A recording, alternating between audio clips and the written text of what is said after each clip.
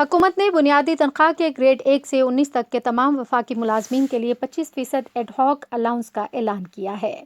یہ بات وزیر دفاع پرویز خٹک، وزیر داخلہ شیخ رشید اور وزیر مملکت برائے پارلیمانی امور علی محمد خان نے آج اسلام آباد میں ایک نیوز کانفرنس میں بتائی۔